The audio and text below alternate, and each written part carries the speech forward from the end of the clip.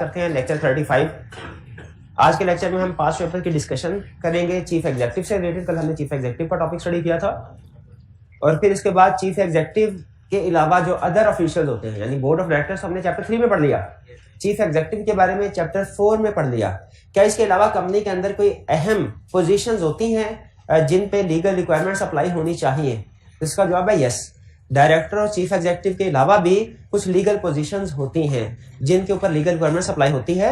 हम इनके बारे में स्टडी करेंगे, लेकिन ये ब्रीफ डिस्कशन हमारे सिलेबस में शामिल है। सिर्फ उसने इन पोजीशंस का इंट्रोडक्शन हमारे सिलेबस में इंक्लूड किया है। सबसे पहले प्रीवियस लेक्चर में से कोई क्वेश्चन पूछना चाहते हैं पूछ लीजिए, जिसमें चीफ एग्जेक्टिव के हवाले से रिक्वायरमेंट स्टडी किए थे। ठीक है, और मैंने आपको बताया था 3 रिक्वायरमेंट खास तौर पे अहम है। तो कौन कौन सी? एक ये chief executive can be any person, share holder हो या ना हो, एम्प्लॉय हो या ना, डायरेक्टर हो या ना हो, इससे फर्क नहीं पड़ता। फिर हमने कंपीटिंग बिजनेस वाली बात की थी और फिर हमने रिमूवल वाली बात की थी। शाबाश।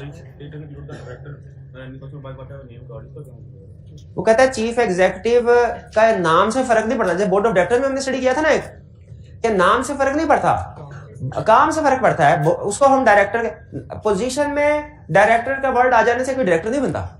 जैसे एक लफ्ज बात का बोला जाता है फाइनेंस डायरेक्टर, ठीक है, पोजीशन के साथ लफ्ज डायरेक्टर आने से कोई डायरेक्टर नहीं बनता। फाइनेंस डायरेक्टर सीएफओ को कहते हैं। इसी तरह ह्यूमन सोर्स डायरेक्टर, ठीक है, ह्यूमन सोर्स डायरेक्टर। कोई बात ऐसा होता है ना, किसी पोजीशन में उसको थोड़ा प्रोटोकॉल देने के लिए, खुश करने के लिए उस पर्सन को पोजीशन में कोई ऐसा लफ्ज ऐड कर देते हैं जिससे वो खुश हो जाता है। जैसे front desk officer. Front desk क्या होता है? बेचारा खजलहार हो रहा होता है। कोई भी कस्टमर आया किसी भी मूड में, उसके साथ मारामारी कर रहे, वो बेचारा वही कर रहा होता है। लेकिन बजाहिर हमने उसका नाम क्या रखा? ऑफिसर।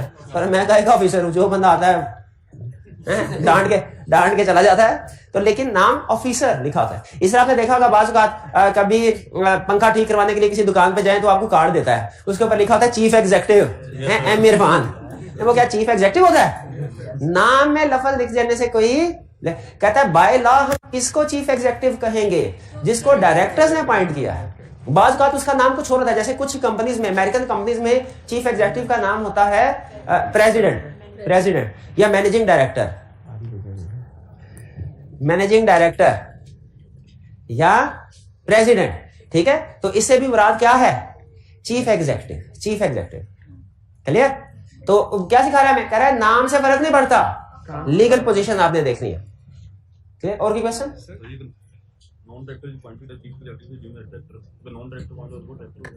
अगर नॉन डायरेक्टर को आपने चीफ एग्जेक्टिव अपॉइंट कर लिया ना, तो पहले वो डायरेक्टर नहीं था, अब वो डायरेक्टर समझा जाएगा, एज्यूम किया जाएगा। चीफ एग्जेक्टिव तो है ही है।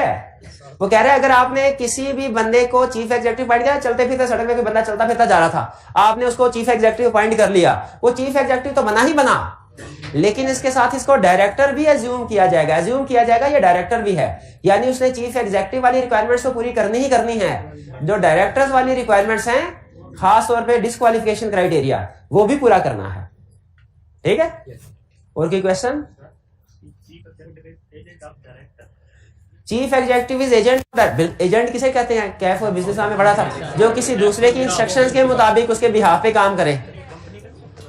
नहीं, वो डायरेक्टर्स का है, क्योंकि डायरेक्टर ने उसको अपॉइंट किया। देखें बनता क्या सिस्टम, डायरेक्टर्स शेयर होल्डर के एजेंट्स हैं और चीफ एग्जेक्टिव डायरेक्टर्स का एजेंट है, क्योंकि उसने उनको अपॉइंट किया है, उसकी इंस्ट्रक्शन पे चलेगा। Direct share holder chief executive को कुछ कह नहीं सकते। ठीक है, डायरेक्ट शेयर होल्डर कुछ कह नहीं सकते। ठीक है, उसकी टर्म्स एंड कंडीशन कौन डिसाइड करता है? वो डायरेक्टर्स। लेकिन लॉ ने पूरी बात लिखी है, directors are members in accordance with articles. अगर आर्टिकल में लिखा हुआ डायरेक्टर्स करेंगे तो हाँ, टेक्निकली वो डायरेक्टर का एजेंट है, उनकी इंस्ट्रक्शन के मुताबिक करेगा काम।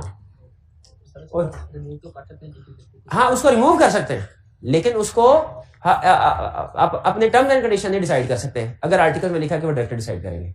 रिमूव करने की अथॉरिटी दोनों के पास है। किन दोनों के पास? डायरेक्टर के पास भी, मेंबर के, लेकिन उसको अपॉइंट करने की अथॉरिटी सिर्फ डायरेक्टर्स के पास है। जी सर, जब जो रिटायरिंग चीफ एग्जेक्टिव होता है वो अपॉइंट नहीं कर सकता न्यू चीफ एग्जेक्टिव को, तो उसकी नॉन अपॉइंटमेंट की वजह कैसे बन सकती है? Retiring chief executive new chief executive को अपॉइंट नहीं कर सकता, ये तो पक्की बात है। तो उसकी नॉन अपॉइंटमेंट की वजह कैसे बन सकती? अब देखिए, मेरा मकसद सिर्फ कंसेप्ट समझाना है और कोई मकसद नहीं है। क्या ये जो निगरान हुकूमत है, इसने अगली हुकूमत को अपॉइंट करना होता है, लेकिन अगर निगरान हुकूमत चाहे कि भाई हम अपने पीरियड को प्रोलॉन्ग करते हैं इलेक्शन करवाते ही नहीं है, तो क्या वो ऐसा कर सकती है? तो उसमें सिचुएशन क्या होगी कि वो reason for non appointment of new government है। ठीक है, तो अब मुल्क में तो पता नहीं क्या आइन में लिखा है वो मुझे नहीं पता, लेकिन कंपनी के केस में कंपनी एक्ट क्या कहता है, अगर जो रिटायरिंग चीफ एग्जीक्यूटिव है उसने जब ने अपने सक्सेसर चीफ एग्जीक्यूटिव तक उसका टेन्योर रहेगा ना, चाहे पूरा हो भी जाए, वो ड्यूटीज पूरी करता रहेगा जब तक नया चीफ, लेकिन अगर वो नए चीफ एग्जीक्यूटिव को अपॉइंट ही ना होने दें, जैसे ही बोर्ड ऑफ डायरेक्टर्स कोई मीटिंग करने लगे वो उसमें कोई ना कोई प्रॉब्लम क्रिएट कर दे, रिकॉर्ड अवेलेबल ना करे, ऑफिस की अवेलेबिलिटी शो ना करे, ठीक है, तो इस सिचुएशन में फिर क्या करेंगे? इस सिचुएशन में फिर चीफ एग्जीक्यूटिव को फौरी तौर पे रिमूव किया जा सकता है। उसका जो राइट था ना कि वो अगले सक्सेसर की अपॉइंटमेंट तक कंटिन्यू करेगा, वो राइट खत्म हो जाता है, क्योंकि वो रीजन है उसकी वजह से, वो है मसला, उसकी वजह से नया चीफ एग्जीक्यूटिव अपॉइंट नहीं हो रहा।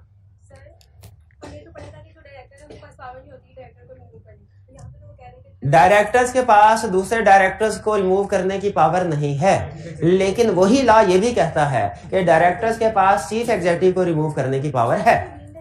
हाँ, डीम्ड, इसीलिए शायद उसको पावर दी होगी कि डीम्ड डायरेक्टर है, एक्चुअल डायरेक्टर नहीं है। ठीक है, और एक और भी हमारा रूल होता है लॉ में जो इससे भी ज्यादा अहम है कि specific provision overrides general provision, यानी जहां पे कोई जनरल रूल है उसके आगे लॉ ने कोई स्पेसिफिक रूल बता दिया तो हमने पहले स्पेसिफिक रूल अप्लाई करना है, बाद में जनरल।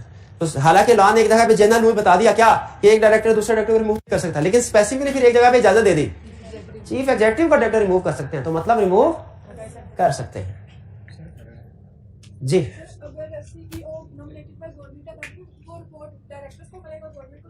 अगर सीईओ नॉमिनेटेड बाय गवर्नमेंट है ना, तभी वो रिपोर्ट डायरेक्टर्स को ही करेगा। डायरेक्टर भी तो गवर्नमेंट ने किया, डायरेक्टर्स भी गवर्नमेंट ने ही अपॉइंट किया। जी सर, ये government shall have the power to nominate the chief executive of a public sector company in such manner as may be specified. हाँ, वो कह रहा है कि फेडरल गवर्नमेंट चाहे पब्लिक सेक्टर कंपनी के केस में, किस केस में, चीफ एग्जीक्यूटिव को नॉमिनेट कर सकती है, बिल्कुल कर सकती, क्योंकि उसमें मेजोरिटी ऑफ डायरेक्टर्स उन्हें खुद अपॉइंट किए होते हैं। ठीक है, तभी तो पब्लिक सेक्टर कंपनी बनती है। तो कर आगे उसने लिखा है इन दी मैनर एज में भी स्पेसिफाइड। इसका मतलब क्या है कि इसके लिए वो बोर्ड ऑफ डायरेक्टर्स का मीटिंग होना, उसमें उनकी नॉमिनेशन करना लाजमी नहीं है। Normally manner of appointment of chief executive क्या होता है भला, कि जब डायरेक्टर्स की इलेक्शन हो जाता है, उस इलेक्शन के बाद with in 14 days director meeting करते हैं, उसमें चीफ एग्जीक्यूटिव को अपॉइंट करते हैं, यह है नॉर्मल मैनर। लेकिन चीफ एग्जीक्यूटिव का जो फेडरल गवर्नमेंट ने अगर नॉमिनेट करना हो, क्या वो फिर फेडरल गवर्नमेंट डायरेक्टर्स को कहेगी कि खुद अपॉइंट कर लेगी डायरेक्ट चीफ एग्जीक्यूटिव? यहां पे यही सिखा रहा है, पब्लिक सेक्टर कंपनी के केस में फेडरल गवर्नमेंट खुद अपॉइंट कर लेगी। ठीक है जी। फेडरल गवर्नमेंट की पावर में लिखा है कि अगर वो रिमूव कर सकती है चीफ एग्जीक्यूटिव, तो उसके पास 75% वोटिंग पावर जी। ये जनरल मीटिंग में 75% वोटिंग पावर हो सकती है, और अगर ये जो बोर्ड ऑफ डायरेक्टर्स में देखिए, उनका क्वेश्चन ये है कि फेडरल गवर्नमेंट चीफ एग्जीक्यूटिव को रिमूव कर सकते हैं अगर उसके पास 75% वोटिंग पावर हो। ये जनरल मीटिंग में रिमूव कर सकते हैं, बोर्ड मीटिंग। याद रखिए, वोटिंग पावर का लफ्ज जहां आएगा ना, वो सिर्फ और सिर्फ जनरल मीटिंग के लिए है, बोर्ड मीटिंग के लिए नहीं है। डायरेक्टर्स के पास वोटिंग पावर नहीं होती अनलेस वो मेंबर्स भी हों, और इवन अगर वो मेंबर्स भी है ना, तो वो उस वोटिंग पावर्स को जनरल मीटिंग में यूज करेंगे, बोर्ड मीटिंग में यूज नहीं करेंगे। क्लियर हो गया क्वेश्चन? पब्लिक सेक्टर कंपनी की बात कर रहा है। फेडरल गवर्नमेंट के पास जो पावर आएगी चीफ एग्जीक्यूटिव को अपॉइंट रिमूव करने की, वो किस केस में आएगी? पब्लिक सेक्टर कंपनी के केस में तभी आएगी ना जब उसके पास 75% वोट या मेजोरिटी। तो वो बाय डेफिनेशन, अगर पब्लिक सेक्टर कंपनी की डेफिनेशन जाके देखें, वो पब्लिक सेक्टर कंपनी बन जाती है। और कोई क्वेश्चन? इप्सो फैक्टो क्या है? इप्सो फैक्टो का मतलब है because of very same reason, because of very same reason. ठीक है, यानी सिर्फ यही रीजन काफी है किसी को डिस्क्वालीफाई करने के लिए। ठीक है, कोई स्टूडेंट है, एग्जाम में पेपर देने के, उसने तैयारी सारी की, प्रैक्टिस सारी की, क्लासेस सारी अटेंड की, एग्जाम में पेपर देने के लिए भी गया, पेपर भी बहुत अच्छा हुआ, सारे सवाल उसको आते थे, लेकिन उसने अपना CRN नंबर नहीं लिखा because of very same fact. सिर्फ इसी फैक्ट की वजह से वो सफिशिएंट रीजन है ये कि वो पास नहीं हो पाएगा, फेल हो जाएगा। ठीक है, तो बाकी सारी इप्सो फैक्टो का मतलब है बाकी चाहे सारे चीजें पूरी हो, सिर्फ यही एक काम हो गया ना तो डायरेक्टर फारेग है। वो कौन से काम है वो हमने स्टडी किया था, वो 3 कंसेक्टिव मीटिंग वाला, वो हमने कहा था ऑफिस ऑफ प्रॉफिट होल्ड करने वाला, और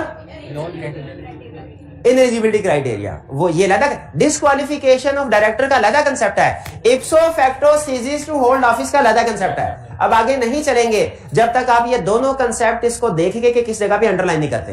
जरा चैप्टर 3 में ढूंढे इप्सो फैक्टो का वर्ड और उसे अंडरलाइन करें, आगे तब चलेंगे।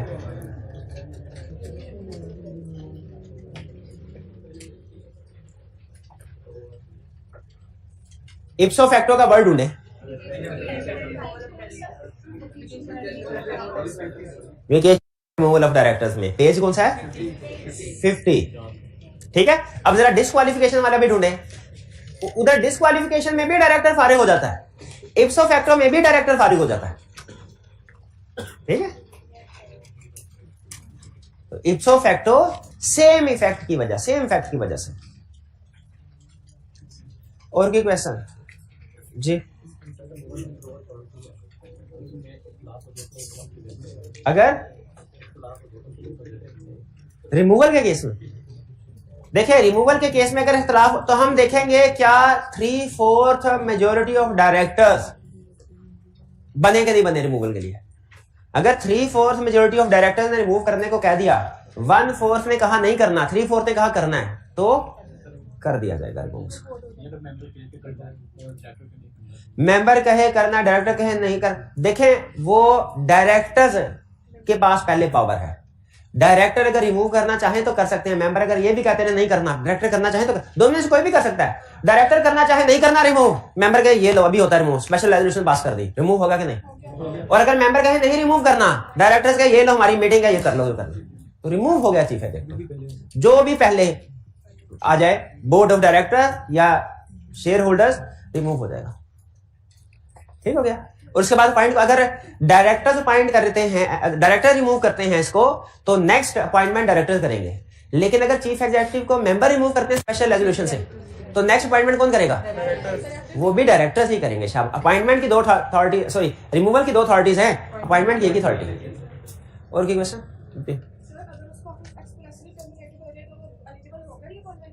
अगर उसका ऑफिस एक्सप्रेसली टर्मिनेट कर दिया जाए, क्या वो एलिजिबल फॉर रीअपॉइंटमेंट है? नॉर्मली लॉ ने ये कहा हुआ है कि वो एलिजिबल फॉर रीअपॉइंट, लेकिन इसमें अगर वो कंटेस्ट करेगा भी तो उसको कोई पॉइंट ही नहीं करेगा। लॉ ने क्लियरली, जहां तक मेरी अंडरस्टैंडिंग है, इसको मना नहीं किया कि अगर आपने किसी चीफ एग्जीक्यूटिव को रिमूव कर भी दिया है, वो दोबारा भी आ सकता है, उसका राइट है। लेकिन प्रैक्टिकली वो रीअपॉइंट नहीं हो पाएगा। उसी को रीअपॉइंट करना होता तो रिमूव क्यों करते हैं? ठीक है, अगर क्योंकि देखिए अपॉइंट किसने करना है? डायरेक्टर ने, रिमूव भी उन्होंने किया, ठीक है। तो वो फौरी तौर पे जहां पे रिमूव करेंगे, फौरी तौर पे अगले चीफ एग्जीक्यूटिव को भी पॉइंट करेंगे। तो ये थोड़ी करेंगे कि इसको रिमूव कर दिया फिर इसी को पॉइंट कर दिया। अच्छा, मेंबर्स ने अगर रिमूव कर दिया, क्या डायरेक्टर पॉइंट उठाया है? क्या डायरेक्टर उसी रिमूव वाले चीफ एग्जीक्यूटिव को अपॉइंट कर सकते हैं? लॉ साइलेंट है, या कम से कम मेरी नजर से ये पॉइंट नहीं गुजरा, क्योंकि हमारे सिलेबस का हिस्सा नहीं है। सिलेबस का हिस्सा होता तो बड़ा जान छोड़े, लेकिन मेरा ख्याल है कर सकता है, लॉ ने मना नहीं किया। लेकिन अगर डायरेक्टर्स ये काम करते हैं तो फिर क्या होगा? फिर वही जो आजकल के मुल्की हालात हैं, एक फोर्स उधर एक फोर्स उधर, दरम्यान में खींचा था नहीं वहां पर है। तो वो चीफ एग्जीक्यूटिव उसको पॉइंट करते रहेंगे, डायरेक्टर पॉइंट करते रहेंगे, मेंबर्स रिमूव करते रहेंगे, डायरेक्टर पॉइंट करते रहेंगे, यही चलेगा जी। और कोई क्वेश्चन? चलिए अब हम चलते हैं अपने पास्ट पेपर्स के कुछ क्वेश्चंस की डिस्कशन की तरफ, ठीक है जी। अच्छा, मुझे लग रहा है टाइम कम है, यहाँ तो पास्ट पेपर के क्वेश्चन डिस्कस हो सकेंगे या नया कंसेप्ट? पास्ट पेपर, चले पास्ट पेपर कर ले। मेरा भी प्रेफरेंस, मेरी भी यही थी, लेकिन मैंने सोचा चले आपका दिल खुश कर रहा है। चलिए, हाँ, चाय अकेले अकेले, चाय अपने अपने कर यार, अली फ्राया। अच्छा, पहले सबसे पहले requirement, under the provisions of companies act 2017 explain whether FL can appoint Gul Mehar as the CEO of company. अब हमें क्या क्वेश्चन से पता चल रहा है किस टॉपिक का? रिक्वायरमेंट से पता चला किस टॉपिक का क्वेश्चन? सीईओ से। सीईओ, इसमें अंडरलाइन किसको करना है? सीईओ को, शाबाश कीजिए।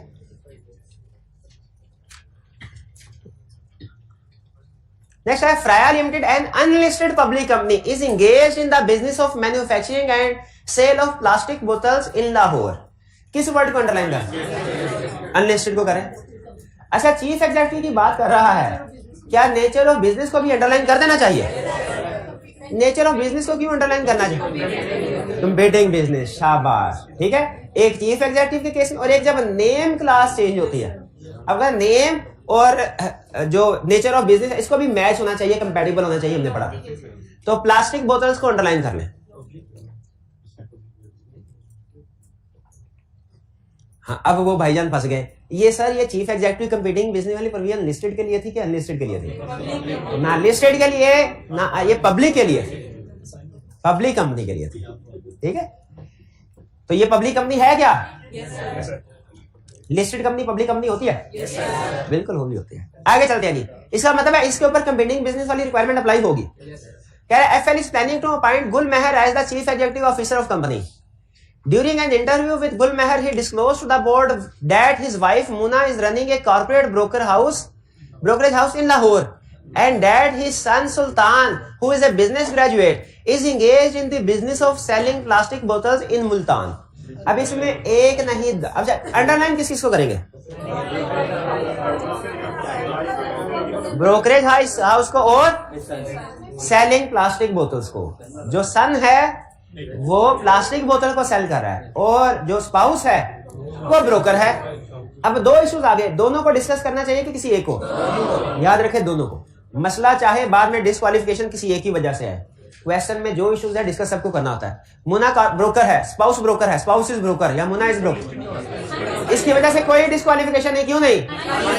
ये अनलिस्टेड कंपनी है, वो लिस्टेड में अप्लाई, शाबाश। अच्छा, अब सन इज कंपीटिंग बिजनेस, ये माइनर है कि मेजर? क्या क्वेश्चन में बताया है कि नहीं? ढूंढे जरा। ग्रेजुएट, उसका ये बताना खुद सोचे, उसने बिजनेस ग्रेजुएट किस लिए बताया? मेजर। तो लिखेंगे as son is major, bracket में लिख देंगे because is business graduate.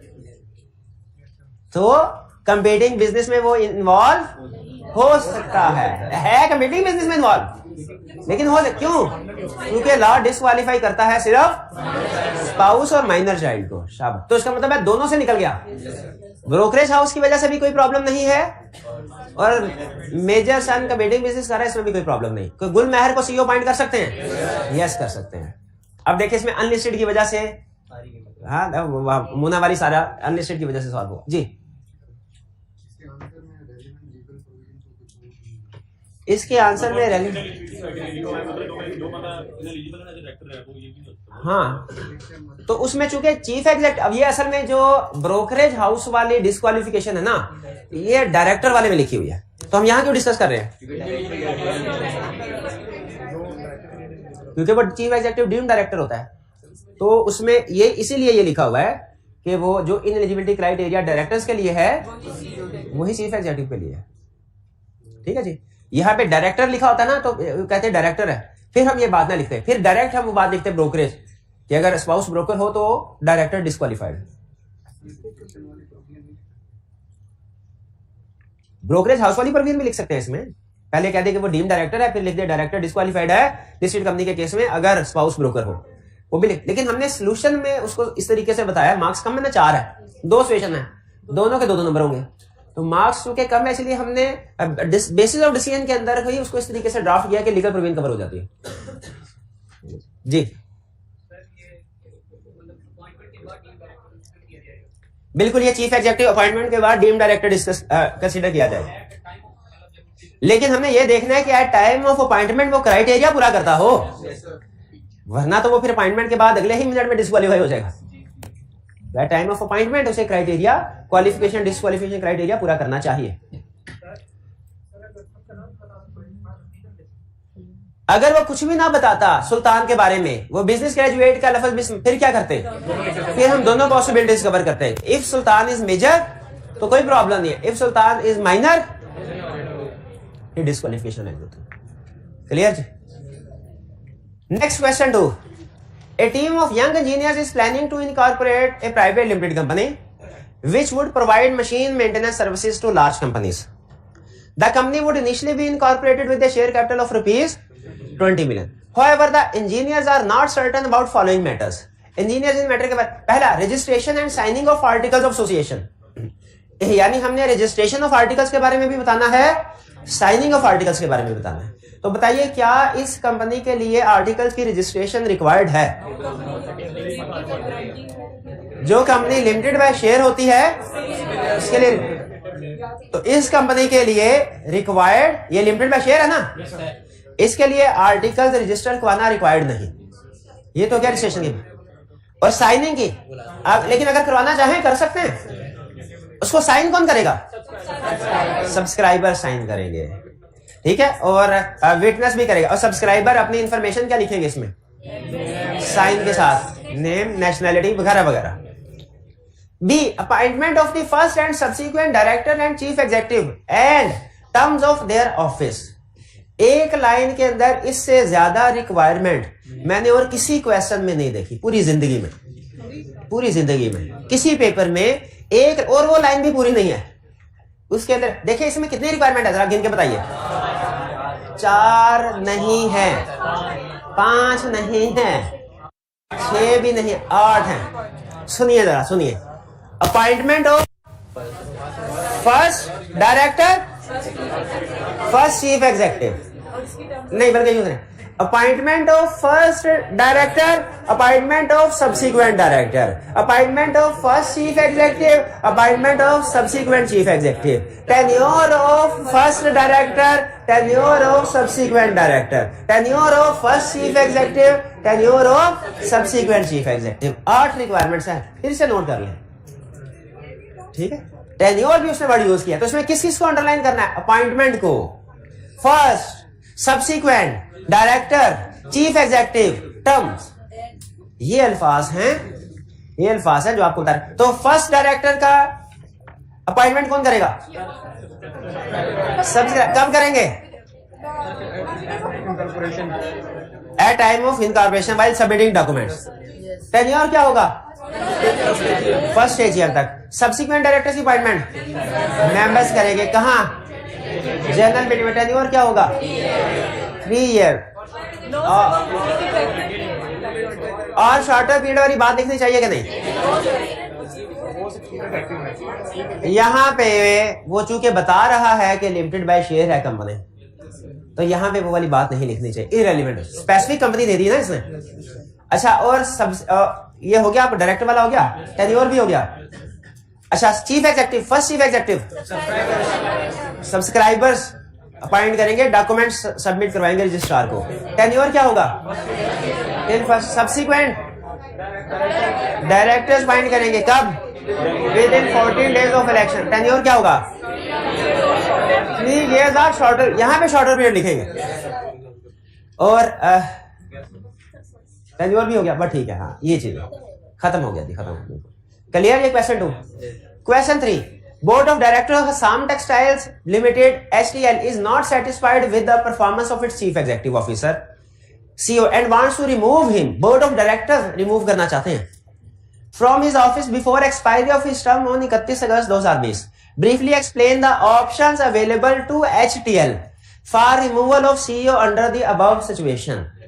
Removal of CEO, ये अच्छा, इसमें जो अहम चीज नोट करने वाली है ना, वो है HTL। उसने ये नहीं लिखा ऑप्शंस अवेलेबल टू डायरेक्टर्स, बताएं उसने क्या लिखा? ऑप्शंस अवेलेबल टू HTL का मतलब कंपनी, ये जेनेरिक टर्म है, जनरल टर्म है। इसका मतलब क्या होता है? डायरेक्टर्स भी शामिल है, मेंबर। जैसे आपको सिक्योरिटीज बताया था ना, सिक्योरिटी में शेयर भी शामिल होते हैं, ठीक है। तो जब कहता है कंपनी, तो इसमें डायरेक्टर्स भी शामिल होते हैं, मेंबर भी, ठीक है। तो दूसरा एक आपको लफ्ज ऑप्शंस प्लूरल फॉर्म यूज किया है, इससे भी पता चल रहा है कि आपने एक ऑप्शन ही बतानी, 2 ऑप्शंस बतानी है। एक तो जनरल टर्म यूज की और दूसरा ऑप्शंस की बात की। तो कौन सी 2 ऑप्शंस हैं? By 3/4 majority of directors, special resolution. अच्छा, जब लॉ कहता है स्पेशल रेजोल्यूशन या 3/4, दोनों में फर्क क्या? दोनों 3/4 के बराबर नहीं होते। जब लॉ स्पेसिफिक, याद रखिएगा रूल, जब लॉ स्पेसिफिकली 3/4 बोल देता है ना, तो ये टोटल का 3/4 होता है, चाहे प्रेजेंट जितने मर्जी हैं या नहीं है। लेकिन जब लॉ स्पेशल रेजोल्यूशन बोलता है तो प्रेजेंट का 3/4, ठीक है। अगर फर्ज कीजिए कंपनी के 100 डायरेक्टर्स हैं, उनमें से 60 आए मीटिंग में, क्या चीफ एग्जीक्यूटिव रिमूव हो सकता है? अगर सारे के सारे डायरेक्टर का रिमूव कर दो, 100 डायरेक्टर्स हैं, मीटिंग में 60 आए, 60 के 60 ने कहा chief executive remove. Chief executive remove नहीं हो, क्यों नहीं हो सकता? 3/4 मेजोरिटी नहीं है। लेकिन अगर 100 मेंबर्स हैं, 60 आए जनरल मीटिंग में, तो 60 ने कहा या 60 ने कहा कि रिमूव कर दो, अब हो सकता है कि नहीं? अब हो, क्योंकि अब स्पेशल रेजोल्यूशन प्रेजेंट का 3/4 होता है। यहाँ पे 60 थे तो 45 भी अगर वोट देते तो चीफ एग्जीक्यूटिव फारिग था। ये कंसेप्ट कैलकुलेशंस ध्यान में रखिएगा, केस स्टडी में यूज होंगी। आगे चलते हैं, क्वेश्चन 3 हो गया। 4 मिस्टर, तो ये पता चल गया ना, 2 ऑप्शन देनी थी। Mister Zameer is the first chief executive of Riyan industries limited, a public company. The directors of the company are not satisfied with his performance. In view of the provision of company to specify the term of office of Mr. Zamir and explain how he can be removed before expiry of about term. Term बताइए कितने हैं उसके? First stage अब तक first chief executive है। क्या था आपने कि फर्स्ट चीफ एग्जीक्यूटिव है? फर्स्ट स्टेज रिमूव कैसे कर सकते हैं? Irrespective of anything contained in articles or agreement, he can be removed for expiry. Shabash, shabash. B. Describe the provisions of Company Act 2017 which restrict the chief executive of a public company from carrying on any business competing with the company's business. कह रहा है वो वाली provision बताओ जो competing business वाली है। तो पूरी प्रोविजन बतानी है। 1 मिनट ठहरे, जो पूरी प्रोविजन बताएगा 100 रुपीज इनाम पाएगा। शाबाश शाबाश। पहले आप 1 मिनट ठहर भाई, तुम्हें पहले भी प्राइज लिया भाई, कोई बात नहीं भाई का।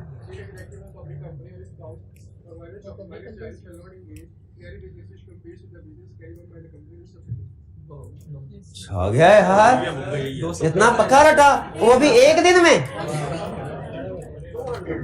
ये किस पेज नंबर पे लिखी हुई थी डेफिनेशन? शाबाश शाबाश, बिल्कुल।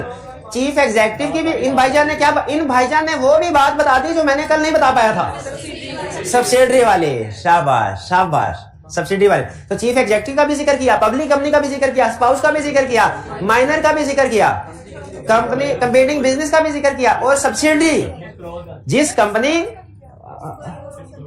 डिस्क्लोज, हाँ अगर वो ऑलरेडी, वो तो अलग बात है, अगर वो ऑलरेडी उसका कंपीटिंग बिजनेस में इंटरेस्ट है तो वो डिस्क्लोज करेगा, ठीक है, at time of appointment disclose. अच्छा एक चीज और इससे मुझे याद आ गई, उसने लिखा हुआ है अगर chief at time of appointment chief executive का कोई कंपीटिंग बिजनेस है वो at time of appointment disclose करेगा। यहां पे क्या है कि लास्ट साइलेंट हो गया है, तो इससे कुछ स्टूडेंट गलत कंसेप्ट बिल्ड कर लेते हैं। गलत कंसेप्ट क्या है कि अगर वो डिस्क्लोज कर देगा ना तो कंपीटिंग बिजनेस होने के बावजूद अपॉइंट हो सकता है। ना इसका यह मतलब नहीं है। इसका यह मतलब है कि वो जब डिस्क्लोज करेगा तो डायरेक्टर उसको 2 में से 1 ऑप्शन देंगे। क्या ऑप्शन? या तो उसको छोड़ दो या हमें छोड़ दो, किसी एक को, ठीक है। देवदास वाला सीन नहीं हुआ। इसकी शक्ल थोड़ी थोड़ी मिलती है वैसे पारों से। Question 5 Tabdeeli private limited TPL has recently been converted into public listed company. Private company थी, पब्लिक कंपनी में रिसेंटली कन्वर्ट हो चुकी है। And the directors intend to appoint new chief executive of the company. और डायरेक्टर्स कह रहे हैं कि अब हमारा बिजनेस बढ़ गया है, नया चीफ एग्जीक्यूटिव आना चाहिए। Under the Provisions of Companies Act 2007 briefly explain the requirements for the appointment of a chief executive. Chief executive की अपॉइंटमेंट के बारे में बताइए क्या रिक्वायरमेंट है। Also state restrictions if any on appointment of a chief executive. देखिए restriction तो हमें पता है एक ही है, चीफ एग्जीक्यूटिव के ऊपर रिस्ट्रिक्शन एक ही है, वो कौन सी है? कंपीटिंग बिजनेस वाली। क्वेश्चन मेरा ये है कि ये क्या पूछ रहा है, ये मुझे समझ नहीं आ रही। Explain the requirements for the appointment of A chief executive. कि हम चीफ एग्जीक्यूटिव की अपॉइंटमेंट के बारे में क्या बताएं, क्या बताएं अपॉइंटमेंट के बारे में, कि अपॉइंटमेंट कब होगी, कैसे होगी, कौन करेगा, ये सारी चीजें बतानी है कि कोई एक आधी चीज बतानी है। याद रखें ये क्वेश्चन है ओपन एंडेड, वो स्पेसिफाई नहीं कर रहा कि अपॉइंटमेंट। देखिए पिछले क्वेश्चन में वो जो 8 वाला क्वेश्चन था उसमें बताया था फर्स्ट है कि सब्सिक्वेंट है, ठीक है, उसके बाद उसका टेन्योर बताना है कि उसकी अपॉइंटिंग अथॉरिटी बतानी है। लेकिन यहां पे इस तरह की चीज नहीं बता रहा, अपॉइंटमेंट ऑफ चीफ एग्जीक्यूटिव की बात कर रहा है। तो इसका मतलब चीफ एग्जीक्यूटिव की अपॉइंटमेंट के बारे में जो भी कंसेप्ट हैं वो सारे बता दीजिए। हाँ, अब इसमें फर्स्ट चीफ एग्जीक्यूटिव नहीं आएगा, सिर्फ सब्सीक्वेंट आएगा। तो सब्सीक्वेंट चीफ एग्जीक्यूटिव बता दिए, पॉइंट कौन करेगा? डायरेक्टर्स करेंगे। कब करेंगे? Within 40 days of election. ठीक है। टेन्योर क्या होगा? 3 ईयर, शॉर्टर पीरियड, बिल्कुल शॉर्टर पीरियड। ठीक है।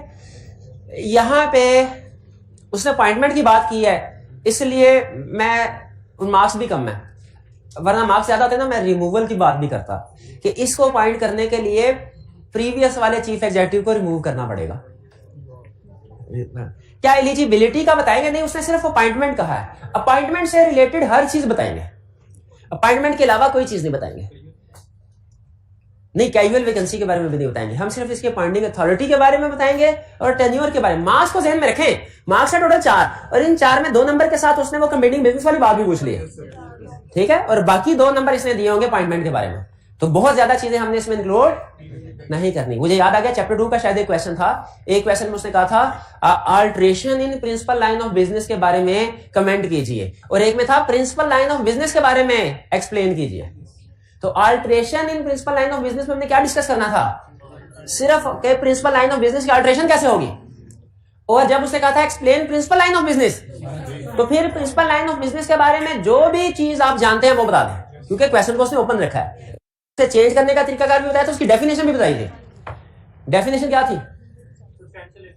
सब्सटेंशियल एसेट्स और revenue whichever is higher. शाबाश भाई, 5 क्लियर हो गया। 6 एक्सप्लेन वेदर और not the following statement is in accordance with provisions of company. ये आपको पता है उसका टिपिकल स्टाइल है इस तरह का क्वेश्चन ड्राफ्ट करने का कि बताओ ये स्टेटमेंट कंपनीज एक्ट के मुताबिक है या नहीं है।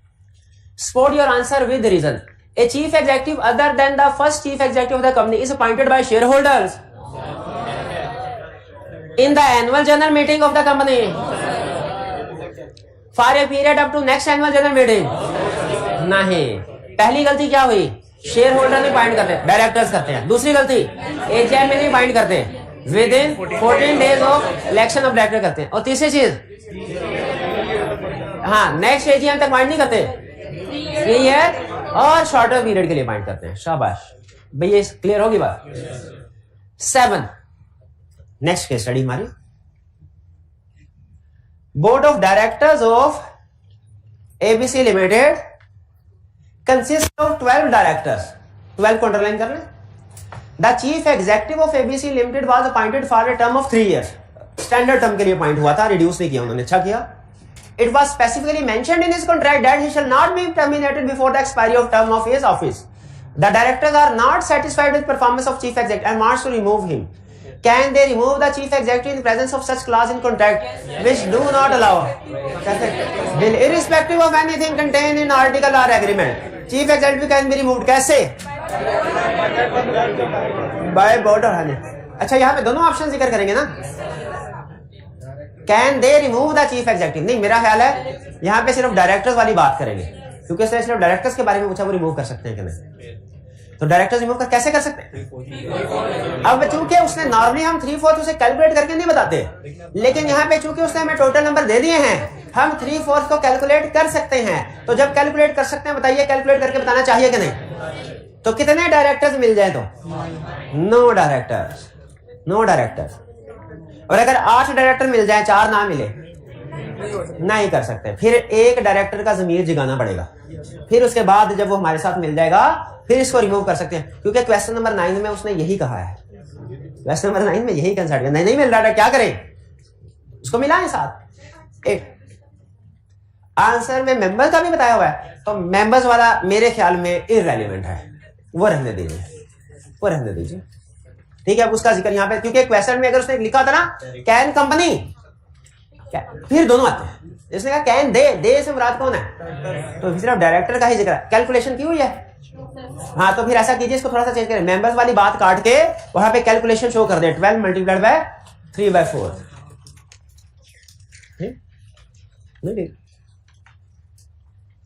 Question 8,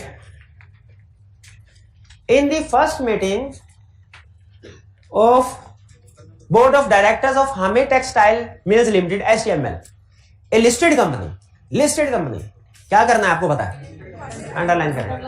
the name of mister Imran was propose for appointment as chief executive of the company. Mister Jamal oppose the proposal on the following grounds. Mister Jamal ने कहा कि भाईजान ये नहीं काम हो सकता। क्यों नहीं हो सकता? उससे कहा mister Imran is the chief executive. Mrs Imran, अच्छा मिस्टर इमरान में और मिसेज इमरान में और इमरान लिमिटेड में फर्क होता है? बिल्कुल फर्क है, शाबाश। तो Mrs Imran is the CEO of Fahar textile mills private limited. Competing business में स्पाउस इन्वॉल्व है कंपीटिंग, लेकिन कंपीटिंग बिजनेस प्राइवेट है, इससे फर्क नहीं पड़ता। जिसका सीईओ अपॉइंट हो रहा है वो लिस्टेड कंपनी है। तो क्या ये आर्गुमेंट वैलिड है कि spouse of chief executive competing business में इन्वॉल्व है? तो बिल्कुल ये पॉइंट नहीं हो सकता। क्लियर? क्यों नहीं पॉइंट हो सकता? स्पाउस कंपीटिंग बिजनेस में इन्वॉल्व है। अच्छा यहां पे रुक के एक कंसेप्ट आपके साथ शेयर करना चाहता हूं। फर्ज कीजिए इसको अपॉइंट कर दिया जाता है, ये नहीं बताता, हालांकि इसको बताना चाहिए था, चुप रहता, अपॉइंट कर दिया जाता है। बताइए सजा पनिशमेंट किसको मिलेगी? एक मिनट है, मिस्टर इमरान को, क्योंकि वो HTML का चीफ एग्जीक्यूटिव है और उसके स्पाउस कंपीटिंग बिजनेस में इन्वॉल्व है। यहाँ के मिसेज इमरान को, उसके भी तो स्पाउस कंपीटिंग बिजनेस में इन्वॉल्व है। देखिए एक इस कंपनी के पॉइंट ऑफ व्यू से सोचे, फिर इस कंपनी के पॉइंट ऑफ व्यू से। हाँ शाबाश, इसको तो फांसी लगेगी इमरान को, मिसेज इमरान को नहीं लगेगी फांसी। क्यों नहीं? वो प्राइवेट कंपनी है। याद रखिए हमने क्वेश्चन सॉल्व करने से पहले देखना है हम किस कंपनी की बात कर रहे हैं, ये केस स्टडी किस कंपनी के पॉइंट ऑफ व्यू से बात। अगर हमें कहता ना वो क्या फहर टेक्सटाइल मिल्स के पॉइंट ऑफ व्यू से बताएं, हम कहते हैं फहर टेक्सटाइल मिल्स की वजह से कोई प्रॉब्लम नहीं है, चाहे मिस्टर इमरान कंपीटिंग बिजनेस में क्यों ना हो। क्यों प्रॉब्लम नहीं है? प्राइवेट कंपनी है, वो तो पब्लिक के लिए होता है। तो हमने किस कंपनी के पॉइंट ऑफ व्यू से सोचना है? HTML के लिए, फहर टेक्सटाइल के पॉइंट ऑफ व्यू से नहीं सोचना, ये बात ध्यान में रखिएगा। क्लियर? फहर टेक्सटाइल के पॉइंट ऑफ व्यू से सोचेंगे आंसर कुछ हो रहा है, HTML के पॉइंट ऑफ व्यू से सोचेंगे आंसर कुछ, क्योंकि दोनों कंपनी डिफरेंट है। चलिए second, mister Imran is involve in the business of stock brokerage. इसकी वजह से कोई प्रॉब्लम है? क्यों? लिस्टेड कंपनी, बिल्कुल। लेकिन वो तो डायरेक्टर की डिस्क्वालिफिकेशन, ये भी डीम डायरेक्टर है, वही रिक्वायरमेंट इसमें भी अप्लाई होती है, तो इसमें भी डिस्क्वालिफिकेशन है। ठीक है सेकंड। अच्छा थर्ड मेरे हाल डिस्कस करने की जरूरत ही नहीं, जब पहले में दूसरा डिस्क्वालिफिकेशन हो गई, सारी डिस्कस करनी है। Mister Imran is not a member of HTML, इसमें कोई प्रॉब्लम नहीं। ठीक है? हाँ, chief executive can be any person. ठीक है, he is not required to be member of the company. अच्छा यहां पे बताइए क्या वो एक्सेप्शंस लिखेंगे? वो जो डायरेक्टर वाली 4 एक्सेप्शंस थी वो यहां पे लिखेंगे कि नहीं? वो नहीं लिखेंगे। क्यों नहीं लिखेंगे? वो डायरेक्टर्स के लिए थी, चीफ एग्जीक्यूटिव के लिए। अगर वो कहता ना इसको डायरेक्टर बनाना है और मेंबर नहीं है, फिर हम वो 4 एक्सेप्शन लिखते। अगर वो कहता कि चीफ एग्जीक्यूटिव बनाना है मेंबर नहीं है, हम कहते बेफिक्र होके बनाओ, लॉ ने इजाजत दी है। भाई फर्क समझ आया? ये एग्जाम में ध्यान में रखिएगा, डायरेक्टर को चीफ एग्जीक्यूटिव के साथ मिक्स नहीं करना। डायरेक्टर नॉन मेंबर एक्सेप्शंस के साथ हो सकता है, chief executive non member any case में हो सकता है। क्लियर? आगे चलते हैं। Next question 9, Bravo private limited has 2 share holders. ये तो लीगल रिक्वायरमेंट की वायलेशन नहीं होगी, 3 होने चाहिए थे। ओके प्राइवेट, ठीक है, 2 has 2 shareholders. All the directors of company are nominee of these 2 shareholders. बाकी सारे डायरेक्ट इन्हीं ने नॉमिनेट किए हैं, यानी इन्हीं की आशीर्वाद से डायरेक्टर बने हैं। तो हो सकता है ना, क्या शेयर होल्डर्स की तादाद कम और डायरेक्टर्स की तादाद ज्यादा हो सकती है? बिल्कुल हो सकती है। वाइस वर्सा भी हो सकता है, शेयर होल्डर्स ज्यादा हो डायरेक्टर कम हो। कह रहे details are as follows. Name of share holder, Tyara limited listed company है, इसके पास कितने शेयर्स हैं? तकरीबन 6 मिलियन। और इसने कितने डायरेक्टर्स को नॉमिनेट किया, अपॉइंट करवाया? 5। फिर है जुनेद, इसके पास तकरीबन 3 मिलियन है, इसने कितने डायरेक्टर्स को नॉमिनेट करवाया? 3। 3 के साथ ये क्या लगा हुआ है? इसका मतलब क्या होता है? नीचे देखो, इंक्लूडिंग चीफ एग्जीक्यूटिव, यानी इन्हीं में से एक डायरेक्टर है जिसको चीफ एग्जीक्यूटिव भी बना दिया। जुनेद ने जिन लोगों को डायरेक्टर बनाया, उन्हीं में से एक डायरेक्टर चीफ एग्जीक्यूटिव भी है। यानी 8 डायरेक्टर हो गए, 5 3 8, जिनमें से एक चीफ एग्जीक्यूटिव है। आगे चलते हैं। कह रहा है टीएल यानी तियारा लिमिटेड कह रहा है भाई शेयर मेरे ज्यादा, डायरेक्टर मेरे ज्यादा, चीफ एग्जीक्यूटिव तेरा, ये कर गया। अब TL wants to change chief executive officer and point one of its director as the chief executive of BPL. वो कहता है अब चीफ एग्जीक्यूटिव मेरे डायरेक्टर में से होगा, तुम्हारे डायरेक्टर को घर भेजते हैं, सॉरी तुम्हारे चीफ एग्जीक्यूटिव को घर भेजते हैं, अब चीफ एग्जीक्यूटिव मेरा होगा। Before expiry of term of office of existing chief executive in the light of provisions of companies act advise TL in the above situation. क्या ऐसा किया जा सकता है? पहले तो आप लीगल रिक्वायरमेंट बता देंगे कि रिमूव किया जा सकता है, कंडीशन क्या है? Special board of director 3/4 majority और स्पेशल रेजोल्यूशन। पहले किसको डिस्कस कर लें? बोर्ड ऑफ डायरेक्टर्स को। टोटल है 8, 3/4 कितने होते हैं? 6। इसका मतलब है चीफ एग्जीक्यूटिव को रिमूव करने के लिए 6 डायरेक्टर्स की अप्रूवल जरूरी है। इसके पास कितने हैं? 5। तो क्या through board meeting chief executive को रिमूव किया जा सकता है? नहीं किया जा सकता अनलेस जुनेद का एक डायरेक्टर तियारा लिमिटेड के साथ मिल जाए, फिर हो सकता है। क्लियर ये बात? अभी नहीं हो सकता। दूसरा case share holders, special resolution चाहिए। स्पेशल रेजोल्यूशन है 3/4 मेजोरिटी। क्या एग्जिस्टिंग केस में 3/4 मेजोरिटी है तियारा लिमिटेड? कैलकुलेट करें। इसके पास कितने हैं वोट्स? 66%, 67%। हालांकि चाहिए कितने? 7। हाँ जी। तो इसके स्पेशल रेजोल्यूशन के थ्रू करंटली इसके पास 75% वोट्स नहीं है स्पेशल रेजोल्यूशन पास करने में। लेकिन अगर मीटिंग होती है और उसमें कुछ जुनेद के शेयर होल्डर्स नहीं आते, या जुनेद नहीं आता, जुनेद खुद ही शेयर होल्डर है, अगर जुनेद नहीं आता फिर ये स्पेशल रेजोल्यूशन पास हो सकती है, वरना special resolution pass as on this situation share holder है। अगर मीटिंग में दोनों प्रेजेंट होते हैं तो स्पेशल रेजोल्यूशन के जरिए भी चीफ एग्जीक्यूटिव को रिमूव नहीं किया जा। कब किया जा सकता है? जब एब्सेंट हो जाए। ठीक है, मीटिंग करवाई हो, एब्सेंट हो। क्लियर जी? कोई क्वेश्चन? कोई क्वेश्चन नहीं। चलिए फिर ये क्वेश्चन सारे हो गए हैं 9, इतने सारे। चलिए कंसेप्ट फिर इंशाल्लाह कल के लेक्चर में कवर करते हैं। आज का लेक्चर खत्म करते हैं। अल्लाह हाफिज।